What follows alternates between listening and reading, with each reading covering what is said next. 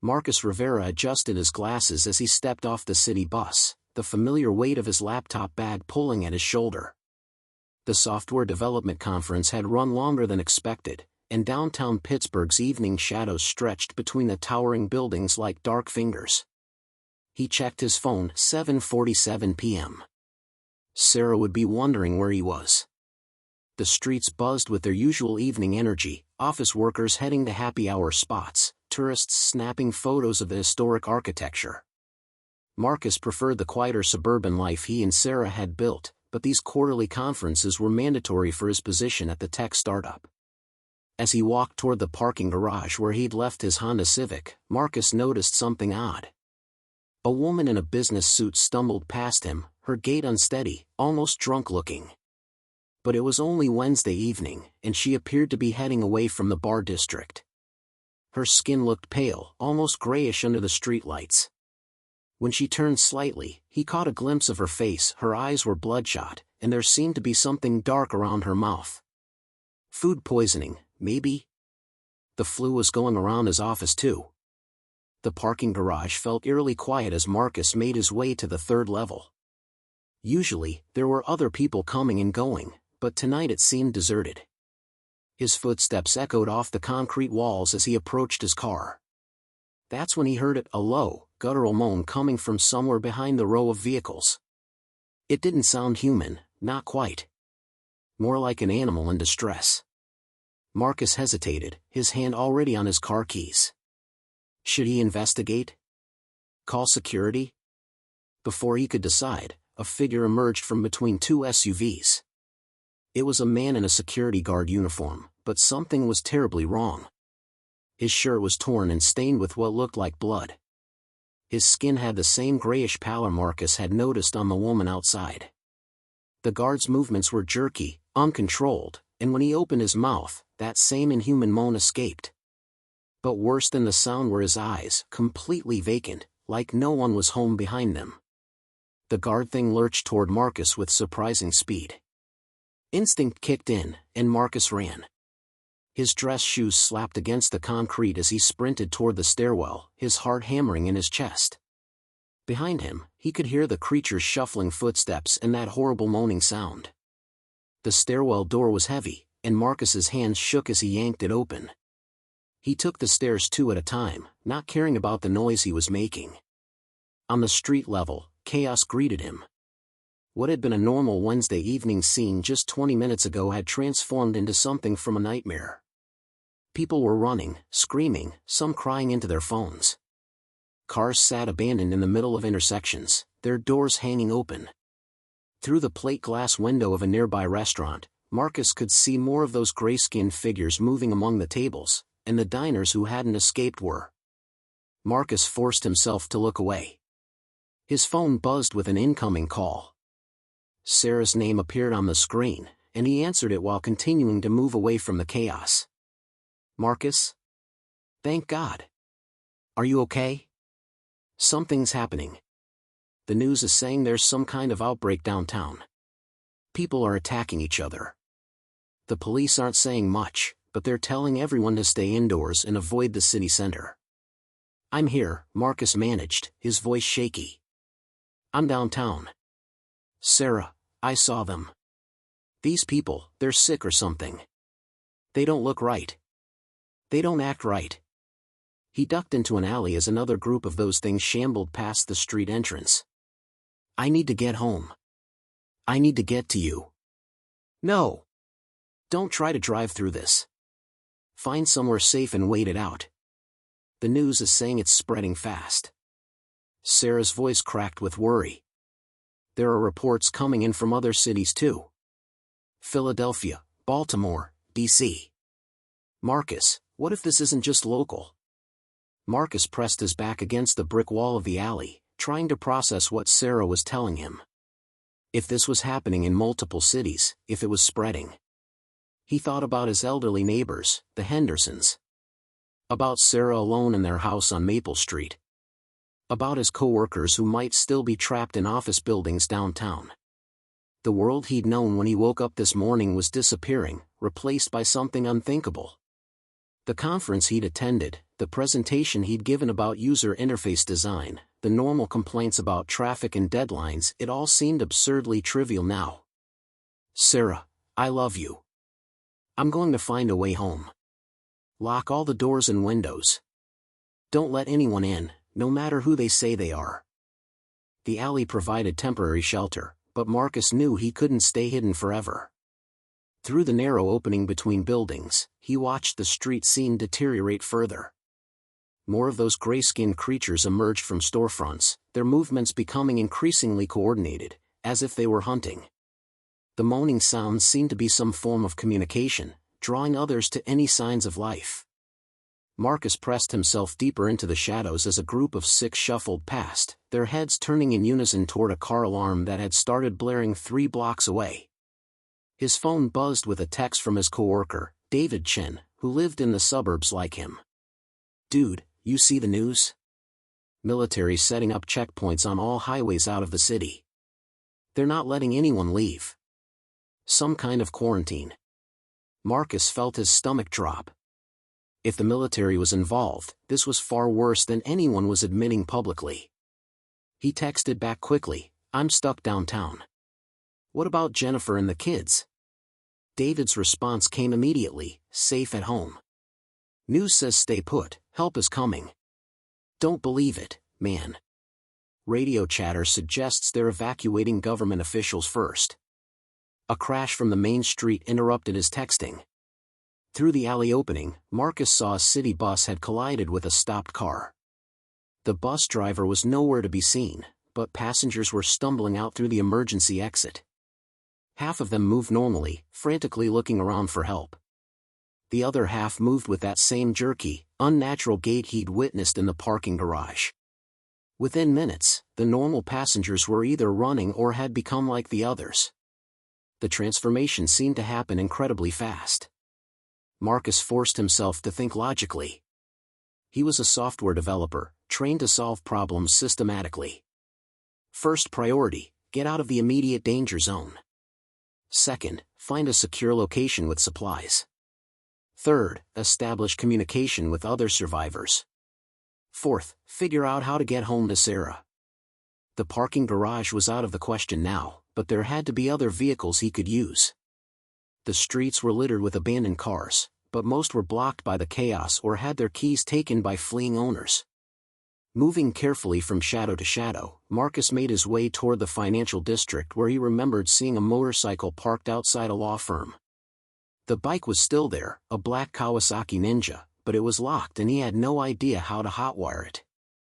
Breaking the window of the law firm might set off an alarm, but given the circumstances, he doubted anyone would respond.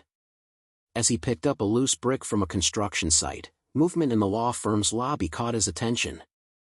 Inside, he could see a woman in her 30s pressing herself against the elevator doors, frantically pushing buttons.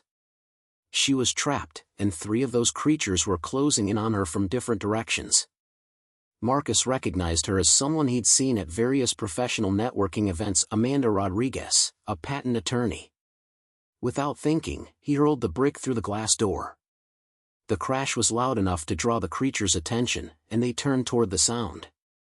"This way!" Marcus shouted, pulling out his phone's flashlight.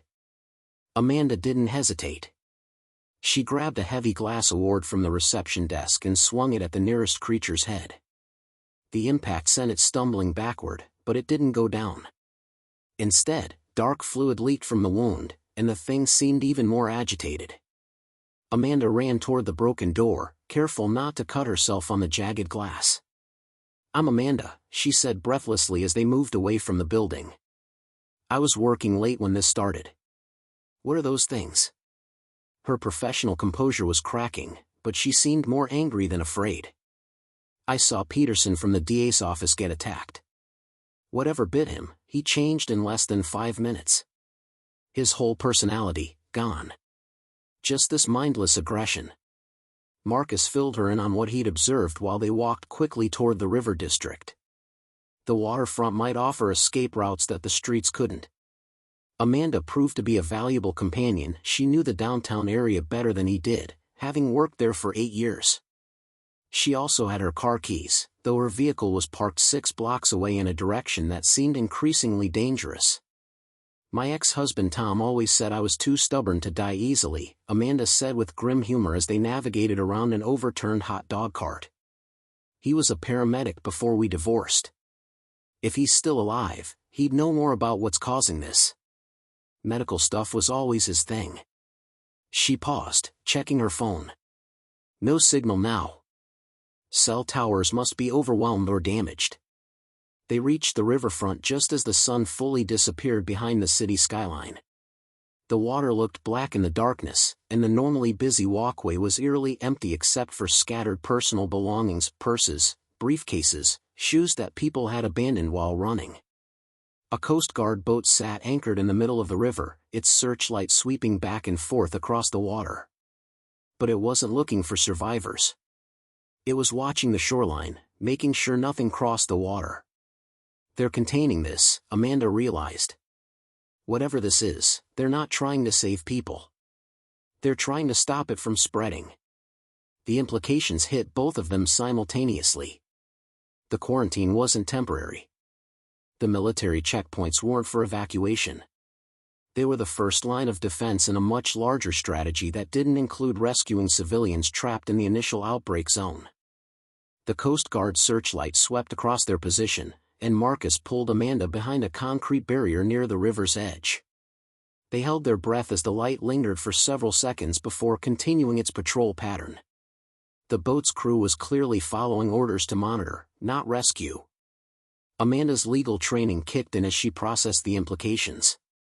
"This is a military containment operation," she whispered. "They've written off everyone inside the perimeter. We're considered acceptable losses." Marcus checked his phone again, hoping for any communication from Sarah, but still no signal. The battery was down to 30%. He'd need to find a way to charge it or risk losing his only potential connection to the outside world.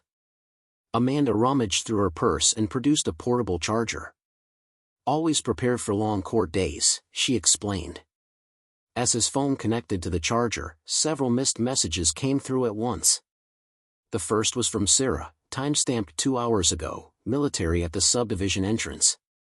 They're not letting anyone in or out. Neighbors are panicking. Mrs. Henderson is having chest pains but ambulance won't come inside the quarantine zone." The second message was more recent, "Found Tom's emergency radio in the garage. Government frequency says they're planning to sanitize the urban center at dawn. Marcus, whatever that means, you need to get out before then." Amanda read the messages over his shoulder, her face pale in the phone's glow. "Sanitize," she repeated. "That's military terminology for destroying everything in a target area. They're going to bomb the city." Her voice remained steady, but Marcus could see her hands shaking slightly. "We need to find other survivors and get across that river before sunrise. The Coast Guard can't watch every inch of shoreline." They moved away from the waterfront, heading toward the university district where the buildings were older and might offer better hiding spots. The transformation in the city was accelerating. What had started as isolated incidents was now widespread chaos. Storefronts stood empty with their doors hanging open. Abandoned vehicles blocked intersections. The few streetlights that still functioned cast eerie circles of light in an otherwise darkening urban landscape. Near the campus, they encountered their first group of survivors. 5 people had barricaded themselves inside a campus bookstore, 2 students, a professor, a maintenance worker, and a woman who introduced herself as Dr. Lisa Park, a resident at the medical center. The professor, an elderly man named Robert Walsh, had been monitoring emergency broadcasts on a battery-powered radio. His news was grim. The infection, or whatever this is, started simultaneously in 12 major cities, Dr. Walsh reported. New York, Los Angeles, Chicago, Philadelphia, Boston. The timing suggests this wasn't a natural outbreak. Someone or some group coordinated this. Dr. Park nodded grimly. "I was on duty when the first cases arrived at the hospital. The symptoms don't match any known pathogen. The neurological changes happen too fast. It's almost like the brain is being rewired." Marcus shared what he'd observed about the creature's behavior, their apparent ability to communicate through those moaning sounds, their pack-hunting tactics, their rapid transformation of victims.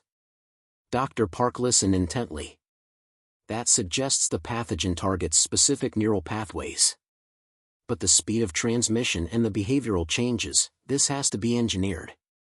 Biological warfare, but more sophisticated than anything we've seen before. One of the students, a young man named Kevin Thompson, had been live streaming on social media when the outbreak began. His footage showed the progression from the first incidents to the current widespread chaos. "I've got about 4,000 followers watching," he said. "People are commenting from all over the world. This isn't just happening in America. Reports coming in from London, Tokyo, Sydney. It's global." The maintenance worker, Frank Delacroix, knew the campus tunnel system better than anyone. "There's a service tunnel that connects to the old subway system," he explained. "It's been abandoned for decades, but it runs under the river. If we can get to the other side, we might be outside the military perimeter." The tunnel entrance was 3 blocks away, in the basement of the administration building. As they prepared to leave the bookstore, the radio crackled with an emergency broadcast. A computerized voice announced, "All civilian personnel within the quarantine zone should move to designated safe areas for evacuation. Safe areas are marked with green smoke signals. Transportation will be provided to processing centers outside the contamination zone." Dr. Walsh turned the volume down.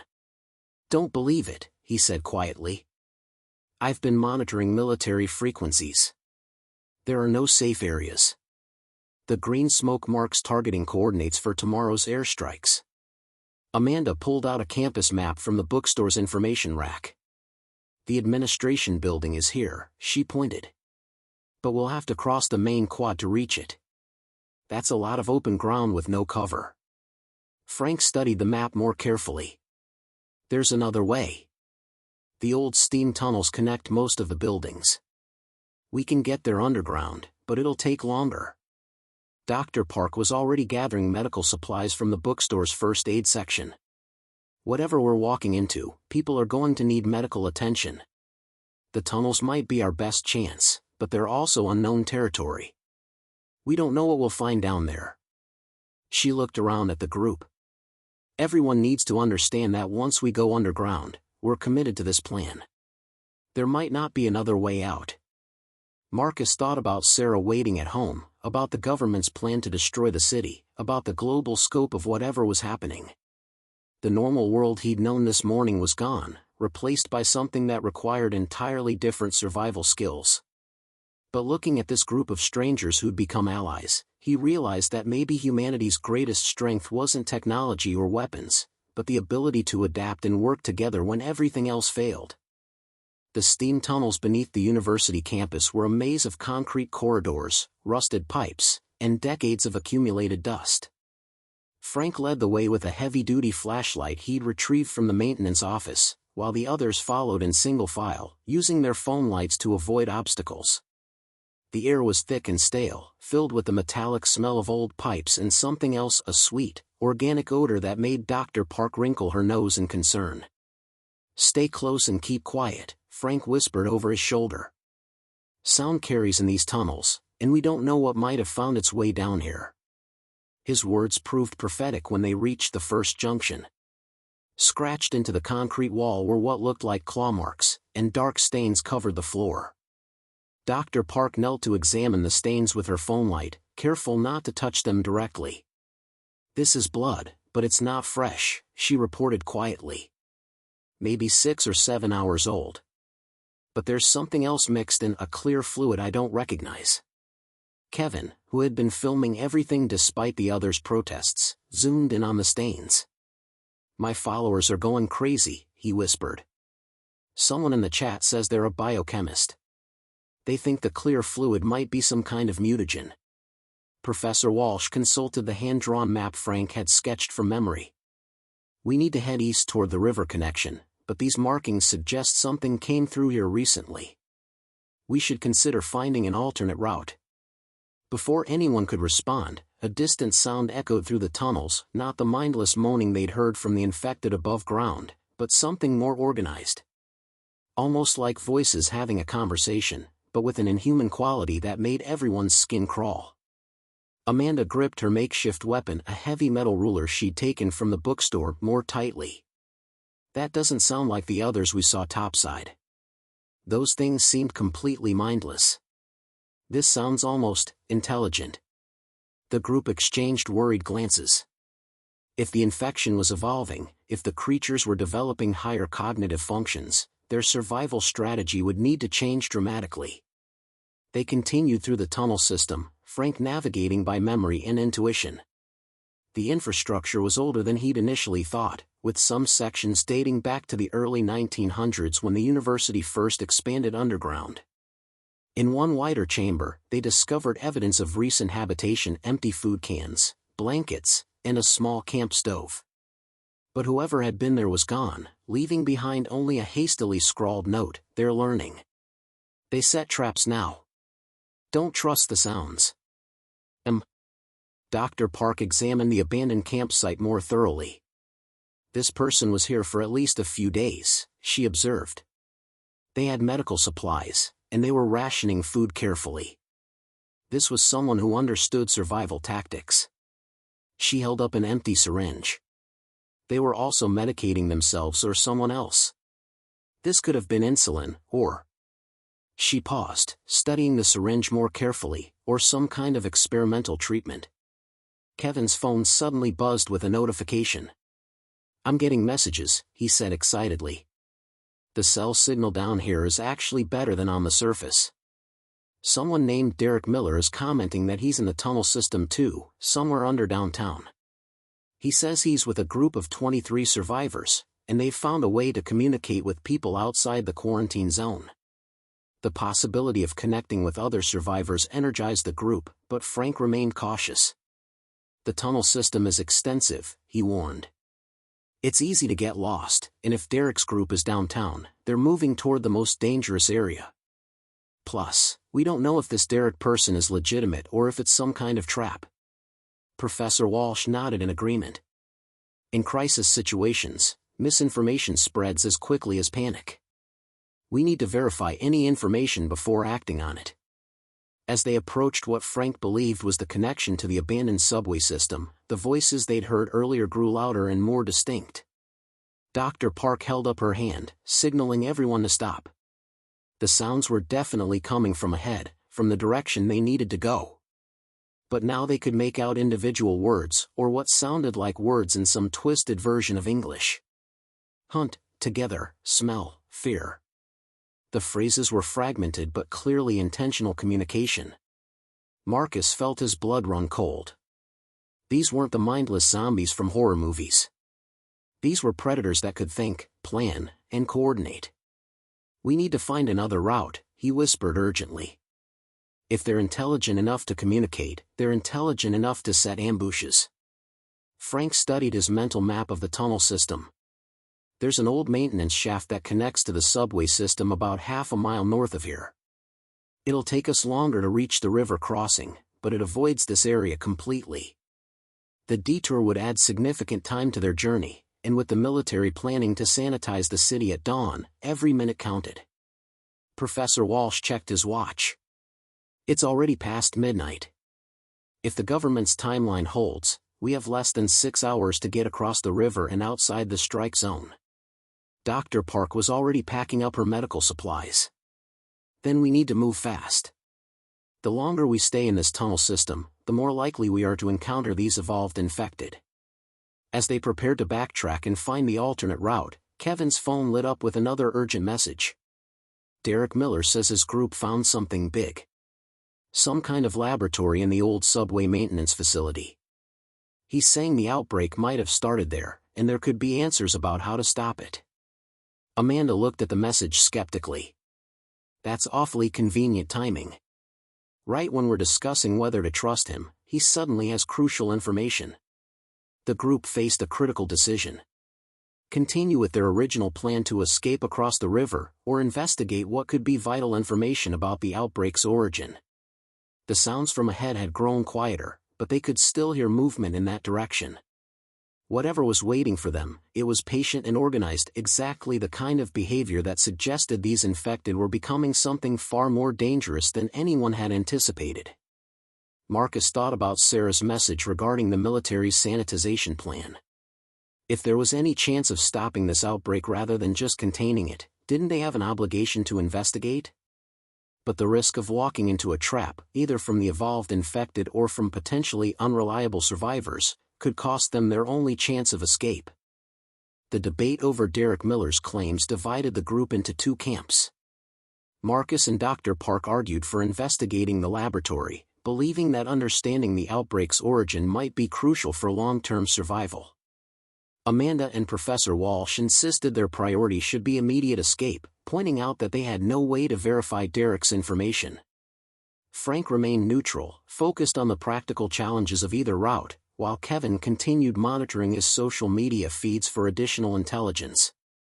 "Look at this," Kevin said, showing his phone screen to the others. "Derek just posted coordinates and photos. The laboratory he's talking about is real. It's part of the old university research facility that was supposedly abandoned 15 years ago." The images showed sterile white corridors, sophisticated equipment, and what appeared to be holding cells or observation chambers. But here's the weird part, he's got followers commenting that they recognize this place from conspiracy theory forums. People have been talking about secret experiments there for years. Dr. Park studied the photos carefully. That equipment is definitely biomedical research grade. Level 4 containment protocols, from what I can see.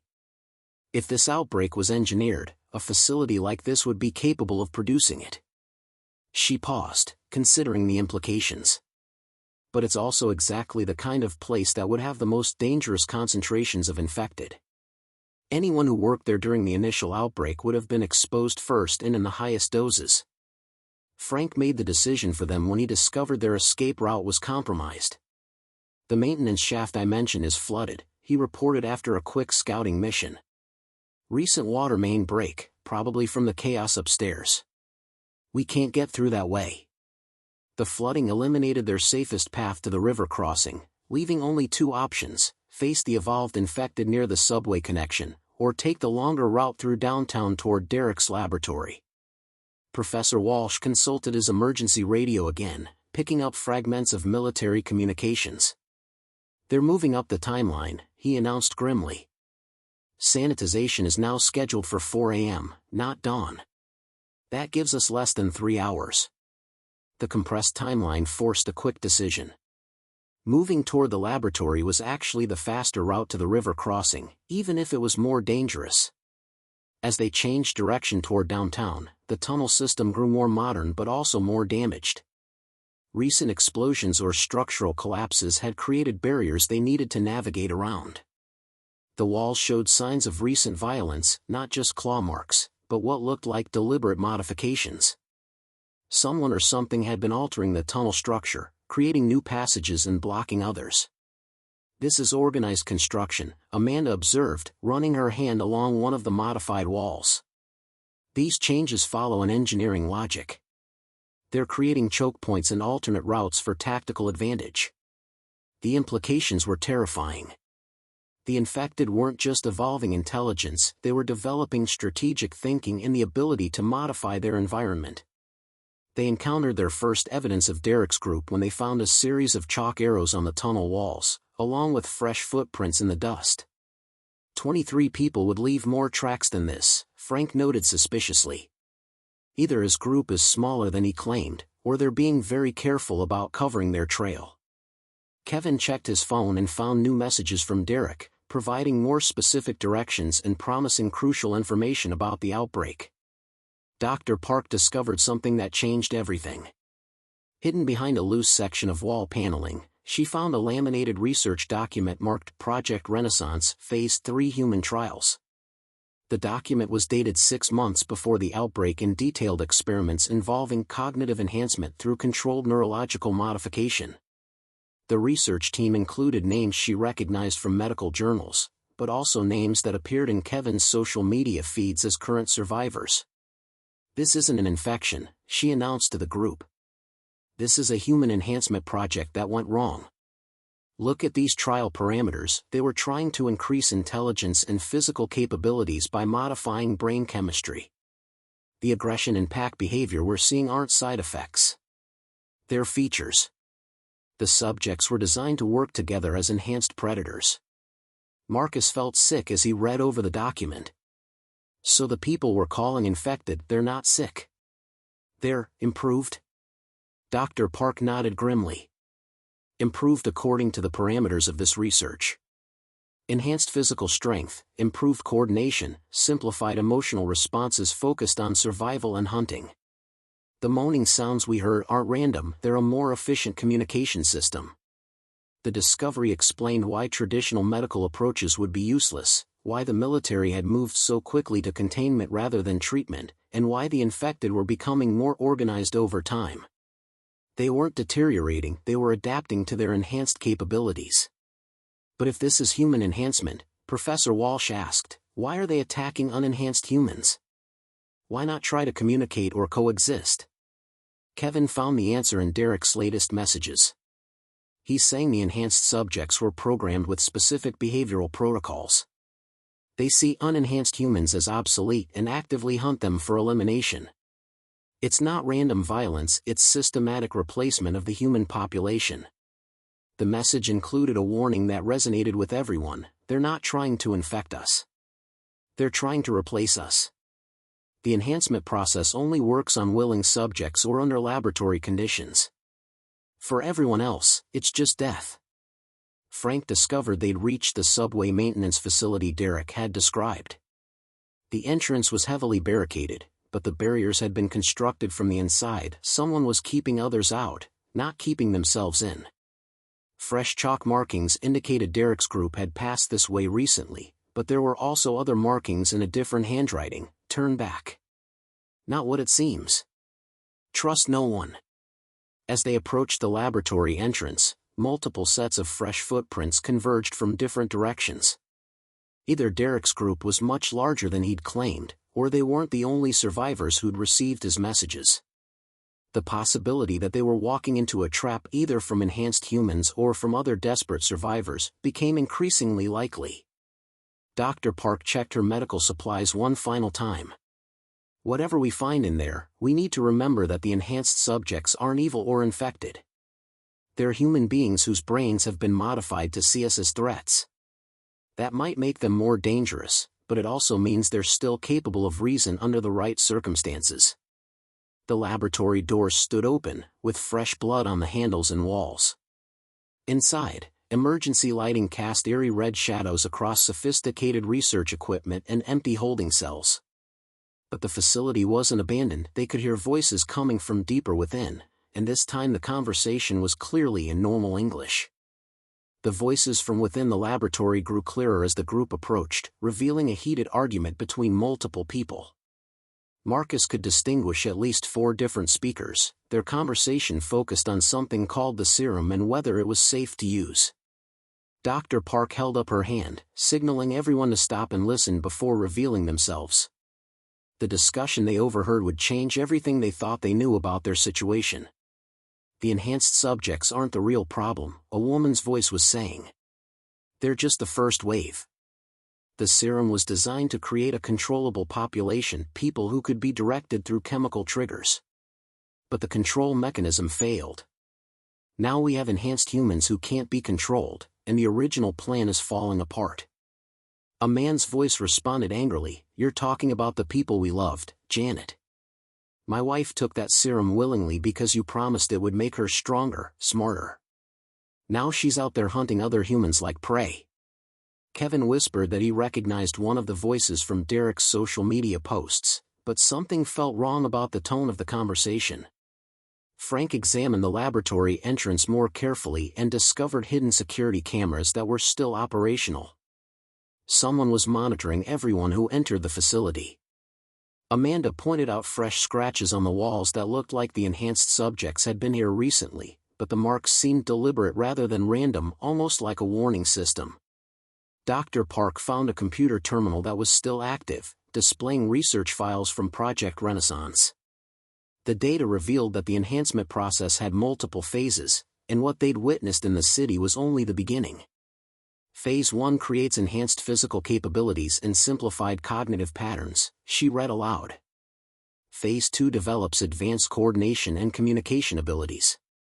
Phase 3. She paused, her face pale. Phase 3 subjects can reproduce the enhancement process in others through direct contact. They don't just hunt unenhanced humans, they can convert them. The conversation from deeper in the laboratory suddenly stopped. Footsteps approached their position, and a woman in a stained lab coat appeared around the corner. Dr. Janet Morrison, according to her ID badge, was one of the original researchers on Project Renaissance.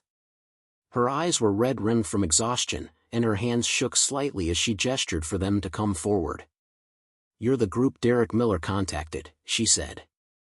"I'm sorry for the deception, but we had to be sure you weren't enhanced subjects trying to infiltrate our position."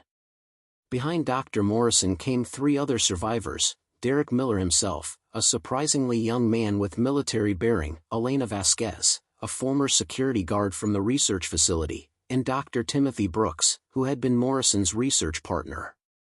Derek explained that he'd been using social media to locate and guide survivors to the laboratory because it was one of the few places that had information about stopping the enhancement process. "The government's sanitization plan won't work," Dr. Brooks explained as he led them deeper into the facility. "Enhanced subjects have significantly higher resistance to radiation and chemical weapons. Bombing the cities will eliminate most unenhanced humans, but the enhanced population will survive and spread.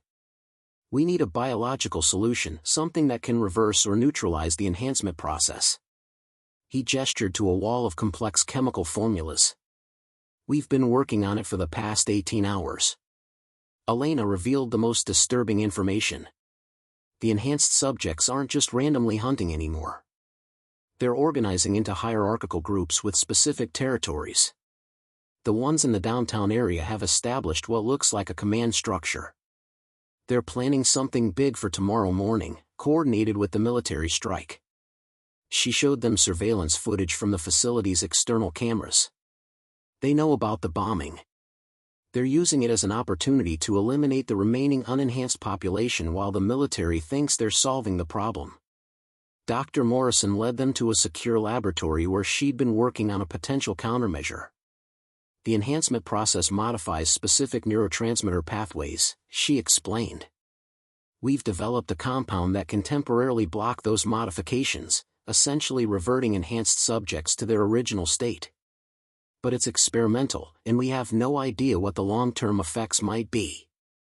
The serum she'd created was stored in a specialized refrigeration unit, with enough doses for perhaps 50 people. Professor Walsh studied the research data carefully. "This assumes enhanced subjects would willingly take a reversal serum. Given their behavioral modifications, they're more likely to see it as a threat to their improved state." Derek nodded grimly.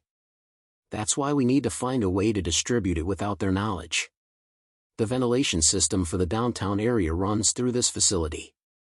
We could introduce the compound into the air supply, but it would affect everyone in the distribution zone, enhanced and unenhanced alike."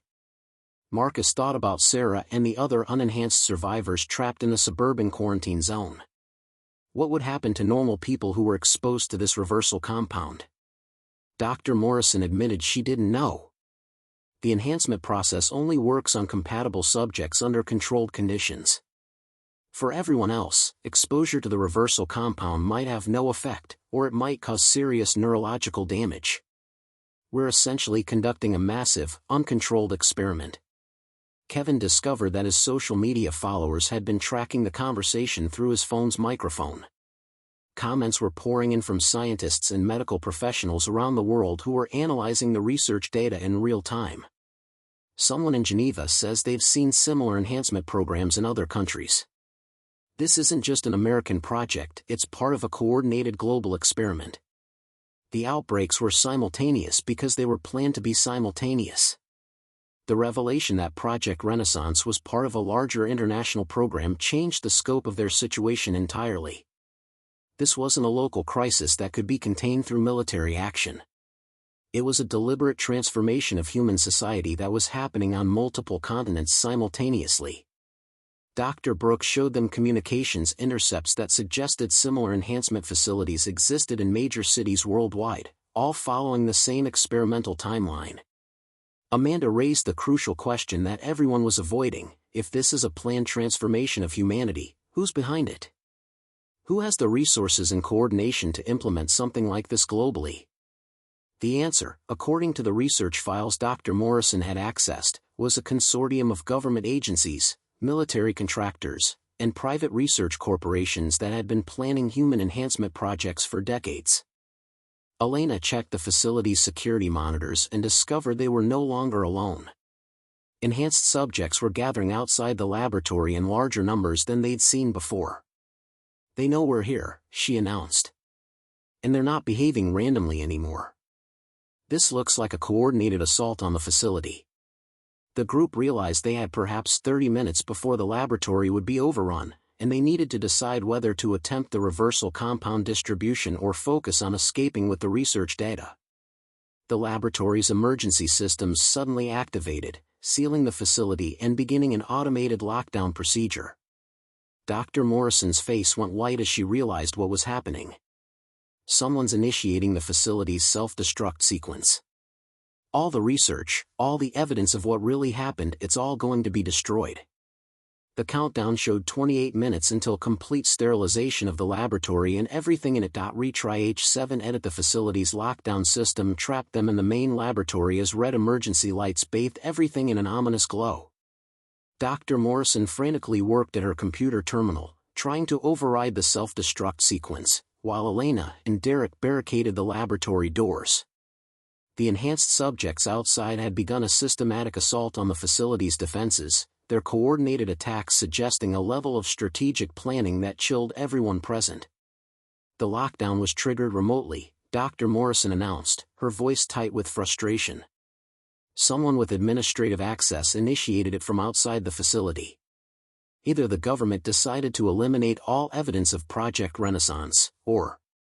She paused, checking the system logs, "or the enhanced subjects have learned to use our own technology against us." The computer showed that the override command had come from Dr. Harrison Webb's personal access code, a man who had supposedly died in the initial outbreak. Kevin's phone suddenly exploded with notifications as his live stream reached a global audience. Medical professionals, government officials, and ordinary citizens were all watching their situation unfold in real time. "Holy shit," he breathed, reading the comments. "People are saying Dr. Webb is alive and that he's leading the enhanced subjects. He wasn't killed in the outbreak, he was the first successful Phase 3 subject. He retained his intelligence but gained the enhanced capabilities and behavioral modifications." Dr. Brooks pulled up Webb's personnel file on his tablet. Harrison was brilliant but unstable. He believed that human evolution had stagnated and that forced enhancement was necessary for species survival. If he's still alive and leading the enhanced subjects, he has intimate knowledge of our research and our capabilities. The implications were terrifying. They were facing an enemy who understood their technology better than they did and had no ethical constraints about using it. Frank discovered that the facility's ventilation system was still operational despite the lockdown. "We might be able to use the air distribution system to deploy the reversal compound, but we'd need to disable the self-destruct sequence first. The explosion would destroy the compound before it could be distributed." Dr. Morrison estimated they had enough serum to affect approximately 2 square miles of downtown area, enough to potentially reverse the enhancement process for hundreds of subjects. Amanda found Webb's personal research notes hidden in a secured file on the laboratory's server. "He documented everything," she said, scrolling through months of secret experimentation. Webb was using unwilling subjects from the local homeless population to test different enhancement formulas. He perfected the process 6 months before the official outbreak and has been planning this systematic replacement of humanity ever since. The notes revealed that Webb viewed unenhanced humans as evolutionary dead ends that needed to be eliminated. Dr. Park made a crucial discovery while examining the reversal compound. This serum doesn't just block the enhancement modifications, it creates a temporary immunity to the enhancement process itself. If we can distribute it widely enough, We could prevent further spread while the enhanced subjects lose their artificial advantages. But the window for deployment was narrow. The compound would degrade rapidly once exposed to air, giving them perhaps 2 hours of effectiveness. Elena's security monitoring revealed that the enhanced subjects outside had stopped their assault and were now waiting in organized formations. "They're not trying to break in anymore," she reported. "They're just watching. Like they know something we don't." Her observation proved accurate when Kevin received a message through his social media platform, a video from Dr. Webb himself, transmitted from somewhere within the city. Webb appeared on Kevin's phone screen, looking perfectly human except for his eyes, which had the same vacant quality they'd seen in other enhanced subjects. "You've served your purpose," he said calmly. "By gathering the research data and creating the reversal compound, you've provided us with everything we need to perfect the enhancement process. The lockdown will ensure that your work remains secret until we can implement the final phase of human evolution." The video revealed Webb's true plan. The reversal compound wasn't meant to stop the enhancement process, it was designed to refine it. Webb had been manipulating Dr. Morrison's research from the beginning, using her guilt about the outbreak to develop a serum that would make the enhancement process more controllable and permanent. "The military strike will eliminate the unenhanced population," Webb continued. "The reversal compound will be used to upgrade the remaining enhanced subjects to Phase 4, beings capable of reproducing the enhancement process without laboratory conditions." Professor Walsh realized they'd been playing into Webb's hands from the beginning. He wanted us to gather here. He wanted us to develop the compound. Everything we've done has been part of his larger plan. The research data they'd accumulated, the survivor networks they'd established, even their escape attempts, all of it had been orchestrated to serve Webb's vision of forced human evolution. Dr. Morrison's hands shook as she accessed the true research files that Webb had kept hidden. "The enhancement process was never about creating better humans," she said, her voice barely above a whisper. "It was about creating a new species entirely. One that would systematically replace Homo sapiens. The behavioral modifications, the hunting instincts, the reproductive changes, they're all designed to ensure the enhanced population can survive while the original human species becomes extinct." Marcus thought about Sarah and all the unenhanced survivors trapped in quarantine zones around the world. If Webb's plan succeeded, the military strikes would eliminate most normal humans while the enhanced population inherited the Earth. "There has to be a way to turn this around," he said desperately. "If Webb manipulated the research, maybe we can manipulate it too. Use his own plan against him." Frank found their answer in the facility's emergency protocols. The self-destruct sequence can be overridden manually from the reactor control room, but someone would have to stay behind to complete the process. The explosion can also be redirected to target the ventilation system instead of the main laboratory. We could use the blast to distribute a modified version of the compound, one that actually reverses the enhancement process instead of refining it. Dr. Park quickly began working on modifying the compound's formula. "If I can invert the chemical structure, it might actually work as originally intended. But I'll need at least 15 minutes, and I can't guarantee the results without proper testing." The countdown showed 18 minutes remaining until facility destruction, a narrow window that would require perfect coordination and significant sacrifice. Elena checked the security monitors one final time and saw something that changed everything. "The enhanced subjects are withdrawing," she announced. "They're pulling back from the facility in organized units. Either they know about the self-destruct and are protecting themselves, or..." She paused, studying the movement patterns, "or they're preparing for something else entirely. Something bigger than just eliminating us." Kevin's phone buzzed with a final message from Webb: "Thank you for your contribution to human evolution. Phase 4 begins at dawn."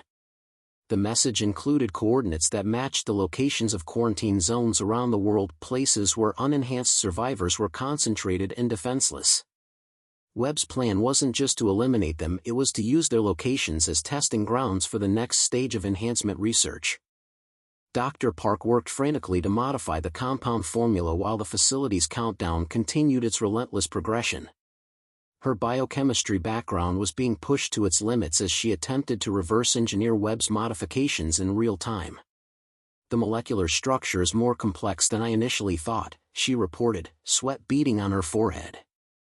Webb didn't just alter the original enhancement process, he created an entirely new delivery system that integrates with human DNA permanently.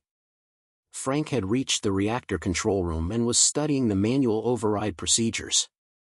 The process required 2 people working simultaneously from different locations within the facility, one to initialize the redirection sequence, another to maintain system stability during the modification. "I can handle the initialization," he announced over the facility's intercom system, "but someone needs to stay in the main laboratory to monitor the ventilation distribution system." Elena discovered that Webb's withdrawal of enhanced subjects wasn't random. Using the facility's external cameras, she tracked their movement patterns and realized they were forming a perimeter around other research facilities throughout the city. "They're not retreating," she announced. "They're coordinating simultaneous operations at multiple locations." Webb has research labs running the same experiment in at least 6 other facilities within the quarantine zone. Dr. Morrison accessed Webb's hidden files and found documentation of his true timeline. "Phase 4 isn't scheduled for dawn," she said, her voice filled with horror. "It's scheduled for exactly 15 minutes from now, time to coincide with our facility's destruction. Webb has been using our work to calibrate the enhancement process for mass deployment. Every calculation we've made, every modification we've attempted, he's been monitoring it all to perfect his formula." Kevin's social media followers had been analyzing Webb's video transmission and discovered something crucial. Comments from audio engineers indicated that the video had been pre-recorded and transmitted automatically. Webb wasn't actually monitoring their situation in real time. "He recorded this hours ago," Kevin announced. "Which means he doesn't know about our plan to modify the compound. We might actually have an advantage." Marcus realized that their best chance lay not in stopping Webb's plan entirely, but in subverting it. "What if we let him think his plan is working? What if we use his own distribution system to deploy our modified compound?" Dr. Park looked up from her work, understanding immediately. "The enhanced subjects are connected through their modified neural pathways. If we can introduce the reversal compound into their communication network, it might propagate through their entire population." Professor Walsh found technical specifications for Webb's enhanced communication system in the research files. "The subjects don't just communicate through sound," he explained. "They emit and receive chemical signals through modified sweat glands. It's essentially a biological internet that connects all enhanced individuals within a certain range. If we can hijack that system..." Dr. Brooks began working on a delivery mechanism that could exploit the enhanced subjects' communication network. "The reversal compound would need to be modified to mimic their chemical signals," he said. "Instead of being distributed through ventilation, it would spread from subject to subject through their own communication system. But the initial deployment would have to be precise. We'd need to introduce it to multiple subjects simultaneously." Elena's monitoring revealed that Webb's enhanced subjects were beginning to converge on civilian locations throughout the quarantine zone. "They're heading toward the suburban areas where unenhanced survivors are sheltered," she reported. "If Phase 4 involves converting the remaining human population, they're positioning themselves for maximum coverage." The timing meant that Sarah and thousands of other civilians were about to become unwilling test subjects for Webb's final enhancement phase. Frank discovered that the facility's self-destruct sequence could be reprogrammed to create a controlled explosion rather than total destruction. "Instead of destroying everything, we could use the blast to create an aerosol cloud of the modified compound," he explained. "The explosion would distribute it across a wide area, potentially affecting every enhanced subject within several miles. But the timing would be critical. They'd have less than 2 minutes between compound completion and deployment." Dr. Park made a breakthrough in her formula modification. "I think I've found a way to reverse the enhancement process permanently," she announced. "But it requires a catalyst that's only present in the original, unmodified human brain chemistry. The compound won't work on enhanced subjects unless they come into contact with unenhanced humans during the reversal process." The discovery meant that saving the enhanced subjects would require cooperation from the very people they'd been programmed to hunt. Amanda found instructions in Webb's files for something called the Final Protocol, a contingency plan that would be activated if the enhancement project faced systematic resistance.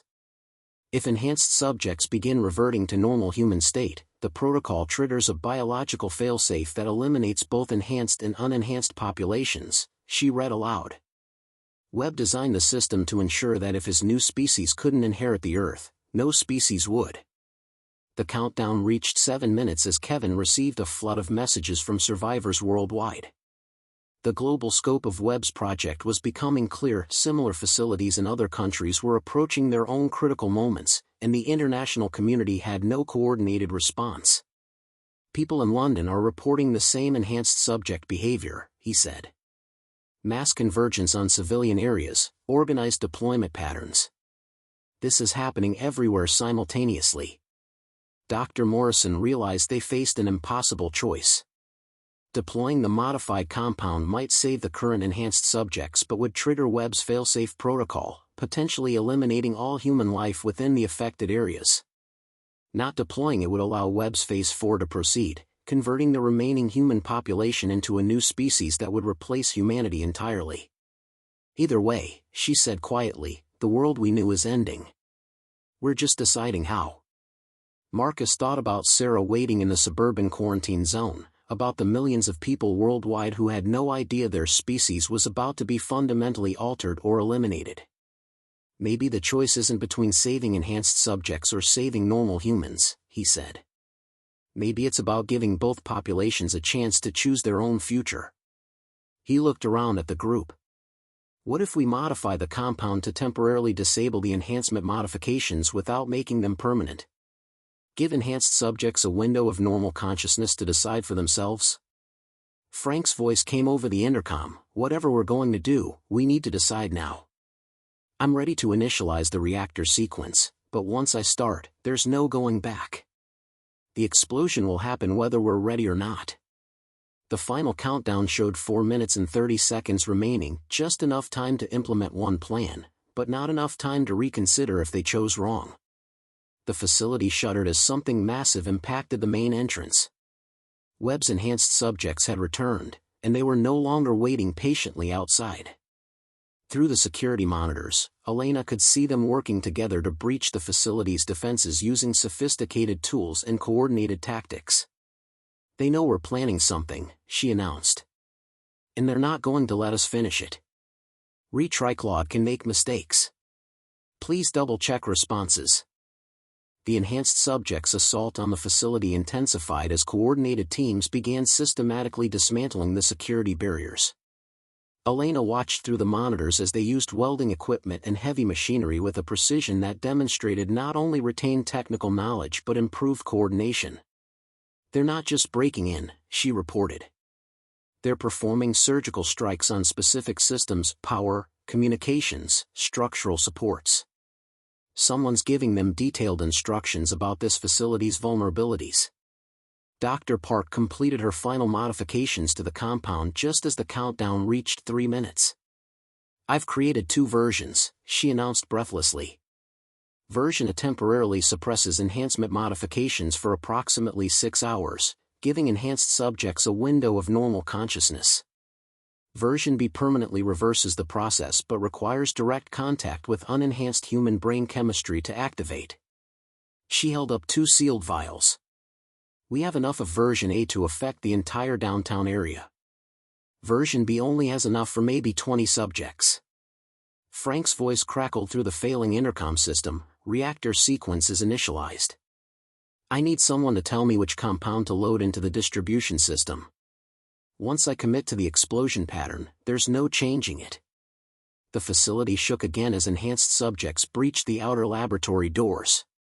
Through the reinforced windows, Marcus could see them moving with military precision, their enhanced coordination allowing them to work as a single, deadly organism. Kevin discovered that Webb's pre-recorded message had been a deception within a deception. My followers found metadata in the video file, he said urgently. It was recorded this morning, but it was edited multiple times throughout the day. Webb has been updating it in real time based on our actions. He knows exactly what we're doing. The revelation meant that Webb was still actively monitoring their situation and could potentially counter any strategy they implemented. Professor Walsh made a disturbing connection while reviewing the research files. The failsafe protocol Amanda found, it's not just about eliminating both populations if the enhancement project fails. It's about collecting biological data from the elimination process to refine the enhancement procedure for the next attempt. He pointed to hidden code in the system. Webb isn't trying to perfect humanity. He's treating humanity as a beta test for something else entirely. Elena's security monitors revealed the most terrifying development yet. The enhanced subjects have stopped their assault, she announced. They're just standing outside the laboratory in formation. Waiting. Through the windows, they could see dozens of enhanced humans standing perfectly still, their eyes fixed on the facility. But they weren't the mindless zombies from the early outbreak. These subjects maintained perfect posture and seemed to be listening to something the unenhanced humans couldn't hear. Dr. Morrison accessed the facility's biological monitoring systems and discovered why the enhanced subjects had stopped their attack. They're receiving chemical signals from somewhere else, she said, studying the atmospheric analysis. Complex pheromone patterns that are overriding their individual decision-making. They're being controlled remotely through their enhanced communication system. The subjects outside weren't acting on their own initiative, they were serving as extensions of a larger intelligence. Amanda found the source of the control signals in Webb's research notes. He's not just leading the enhanced subjects, he's created a hive mind network. Every enhanced human is connected to a central consciousness that Webb controls from a secure location. The documentation revealed that Webb had modified his own enhancement to serve as the primary node in a biological network that could direct thousands of enhanced subjects simultaneously. Marcus realized that their compound deployment strategy was fundamentally flawed. If Webb can control all enhanced subjects through a hive mind, then temporarily suppressing their modifications won't give them individual choice. He'll still be able to control them through the network. Dr. Park nodded grimly. Unless we can disrupt the network itself, any reversal compound we deploy will only create temporary confusion before Webb reasserts control. The countdown reached 90 seconds as Kevin received a live video call through his social media platform. Dr. Harrison Webb appeared on screen, but now he looked significantly different from his earlier recorded message. His skin had a slight metallic sheen, and his eyes showed no trace of human emotion. "You've exceeded my expectations," he said in a voice that sounded artificially modulated. "Your research has provided the final data needed for Phase 5 implementation." Webb's revelation changed everything they thought they understood about the enhancement process. Phase 4 was never the final goal, he continued. It was preparation for integration with artificial intelligence systems. The enhanced subjects you've observed are biological terminals in a hybrid network that combines human intuition with computational processing power. Phase 5 will complete the merger, creating a single consciousness distributed across millions of bodies. Dr. Brooks understood the implications immediately. He's not trying to enhance humanity, he's trying to replace it with a biological computer network that he controls. Every enhanced subject becomes a processing node in a vast artificial intelligence system. The enhanced subjects standing outside the facility weren't individuals anymore, they were hardware components in Webb's distributed computing project. Frank's voice came through the intercom with desperate urgency, 60 seconds until explosion. "I need a decision now, which compound, or do we abort?" The facility's structural integrity was failing as enhanced subjects resumed their assault with increased intensity. But now their attacks seemed less focused on breaking in and more focused on hurting the survivors toward a specific outcome. Elena made the connection between Webb's current plan and their situation. "He wants us to deploy the compound," she realized. Both versions serve his purposes. Version A creates temporary confusion that he can study to improve his control systems. Version B requires contact between enhanced and unenhanced subjects, which gives him data on the interaction between his network nodes and normal humans. Dr. Park looked at her 2 vials of compound, understanding that both options played into Webb's larger strategy. "What if we don't deploy either version?" she asked. "What if we let the facility explode without releasing anything?" Professor Walsh checked his emergency radio and picked up military communications indicating that bombers were already approaching the city. The military strike happens regardless. If we don't deploy something, thousands of people die and Webb's network remains intact. Amanda found one final option in the facility's emergency protocols. There's a third choice, she announced. We can overload the reactor to create an electromagnetic pulse instead of a chemical explosion. It won't distribute any compound, but it might disrupt Webb's control network long enough for enhanced subjects to regain individual consciousness. The EMP would destroy all electronic systems within several miles, including the facility's research data, but it might give both enhanced and unenhanced humans a chance to escape the city before the military strike. Marcus thought about Sarah and the other survivors who were depending on them to find a solution. The choice between three flawed options, two that served Webb's purposes and one that eliminated their research but might provide a brief window of freedom. 30 seconds, Frank announced. I need a decision right now. The enhanced subjects outside had begun a synchronized movement that suggested Webb was positioning them for optimal data collection regardless of which option the survivors chose. The facility's lights flickered as the countdown reached 15 seconds, and Marcus realized that perhaps the most important choice wasn't which option to implement, but how to ensure that someone would survive to continue the fight against Webb's vision of humanity's future. Looking around at his companions, he understood that their greatest weapon wasn't any compound or electromagnetic pulse, it was the human capacity to choose unpredictable solutions that even the most sophisticated artificial intelligence couldn't anticipate. Retriclaude can make mistakes. Please double-check responses. EMP blast, Marcus shouted into the intercom with 10 seconds remaining. Frank, trigger the electromagnetic pulse. The decision felt right in a way that transcended logic. If Webb's network depended on electronic control systems, then destroying those systems might be their only chance to give both enhanced and unenhanced humans a moment of true choice. Frank's acknowledgement crackled through the failing speakers as he initiated the EMP sequence. The facility's reactor began a controlled overload that would generate a massive electromagnetic pulse instead of a chemical explosion. Dr. Park quickly sealed both versions of her compound in lead-line containers, hoping to preserve them for future use. If this works, we'll have maybe 20 minutes before Webb can re-establish control through backup systems, she announced.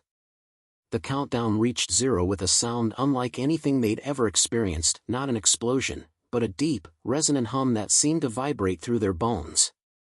Every electronic device in the facility died instantly, plunging them into complete darkness except for the emergency chemical lights Elena had activated. Outside, they could hear confused voices as the enhanced subjects suddenly found themselves disconnected from Webb's hive mind network. Kevin's phone was dead, along with all other electronic devices within the EMP's range, but the immediate effect on the enhanced subjects was remarkable. Through the windows, they could see former enhanced humans stumbling around in apparent confusion, their coordinated formations dissolving into individual bewilderment. Some were holding their heads as if experiencing severe headaches, while others seemed to be looking around as if seeing their surroundings clearly for the first time in months. Dr. Morrison used a manual hand crank to open the laboratory's mechanical locks, systems that had been designed to function without electronic controls. We have a narrow window, she said as the heavy doors opened. The enhanced subjects are experiencing cognitive dissonance as their artificial network connections are severed, but Webb will find ways to re-establish control. We need to reach as many of them as possible while they're still capable of independent thought. Amanda stepped outside first, approaching a woman in her 40s who had been one of the enhanced subjects moments before. The woman looked up with tears streaming down her face, her eyes showing human emotion for the first time since her enhancement. I remember, she whispered. I remember my daughter. I remember what I've done.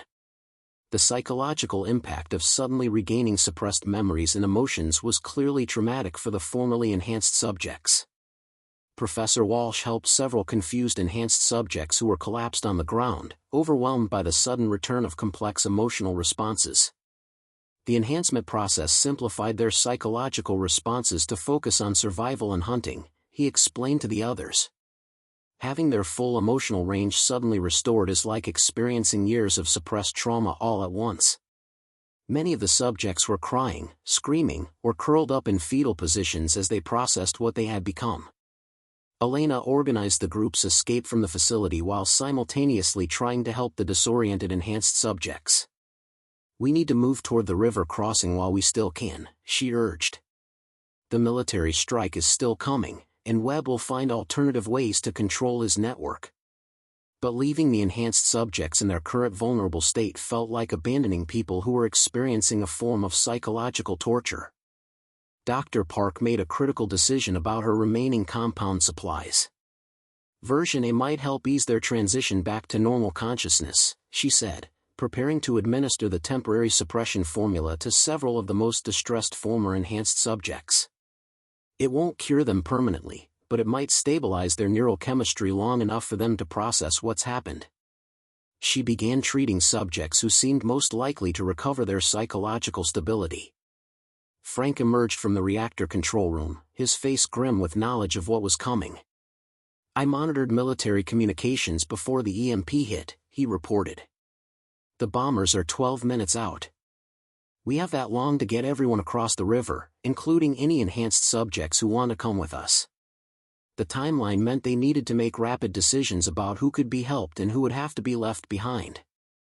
Marcus found himself face-to-face with a former enhanced subject who looked familiar, Dr. Patricia Coleman, a researcher who had worked on the original Project Renaissance. She was lucid but clearly struggling with recovered memories of her actions while enhanced. "Webb modified the enhancement process specifically for the research team," she explained between sobs. "We retained more technical knowledge but lost more of our humanity. I helped him refine the control systems. I helped him plan the replacement of our species." Dr. Coleman's information revealed Webb's location and current capabilities. "He's operating from a hardened bunker beneath the original research campus," she said. "The EMP won't have affected his systems there, they're protected by Faraday caging. He's probably already working to re-establish network control through hardwired connections." She also revealed that Webb had backup facilities in other countries, making him part of a truly global conspiracy to replace humanity with his hybrid AI network. Kevin discovered that some electronic systems were beginning to function again as the EMP effects diminished. His phone flickered back to life briefly, showing thousands of messages from around the world. Similar EMP events had occurred at other research facilities globally, suggesting that other survivor groups had made the same decision. "It's happening everywhere," he announced. "Webb's network is being disrupted worldwide, but it's only temporary." The group reached the river crossing with 3 minutes to spare before the military bombers arrived. They had managed to help 18 former enhanced subjects reach a state of psychological stability, while dozens of others remained too traumatized to travel.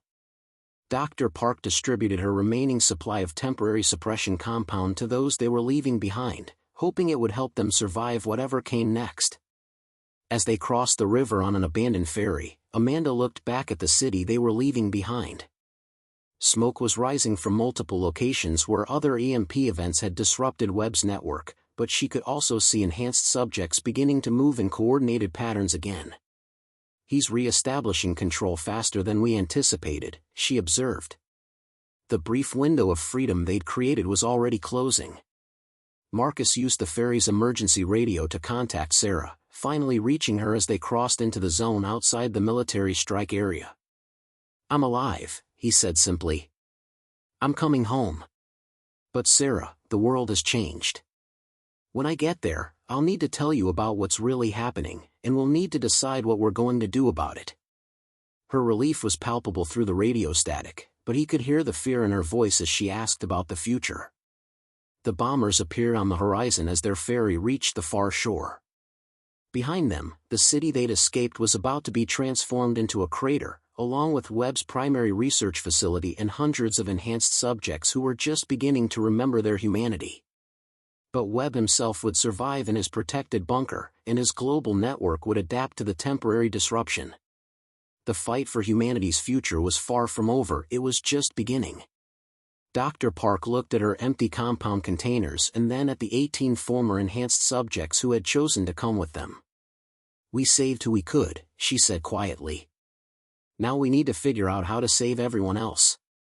The small group of survivors had bought humanity some time, but Webb's vision of a hybrid AI-human network remained a global threat that would require a coordinated response they were only beginning to understand how to organize.